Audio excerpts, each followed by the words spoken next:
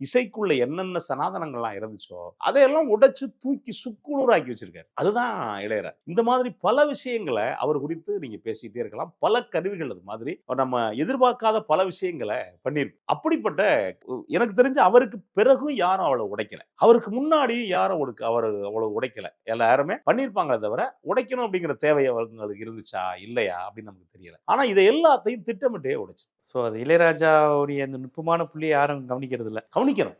அவர் ஒரு பிராமணராக ஆசைப்படுறாரு, பிராமின் மாதிரி இருக்காருங்கிற மாதிரி விமர்சனங்களையே முன் வைக்கிறாங்க இல்ல பல. நம்ம ஆட்களுக்கு என்ன பிரச்சனை அப்படின்னா, தொழில் சார்ந்து ஒரு மனுஷன் எப்படி இருக்கான்னு தான் பார்க்கணும். அவர் அரசியல்வாதி கிடையாது. அவர் ஒரு தத்துவவாதி கிடையாது. இல்ல அவர் ஒரு பேராசிரியர் கிடையாது. அவர் ஒரு இசையமைப்பாளர். ஒரு இசையமைப்பாளரா தன்னுடைய துறையில என்ன பண்ணியிருக்காரு அதைத்தான் பார்க்கணும். அவரை ஏன் நீங்க அரசியல்வாதியா பார்க்குறீங்க? அவர் இசையத்தான் நம்ம கூட சேர்ந்துக்கிட்டு போறோமே தவிர, அவர் பேசுற பேச்ச நம்ம ஒருபோதும் நம்ம கலந்துக்கிறதே இல்ல, கேட்டுக்கிறதே இல்ல.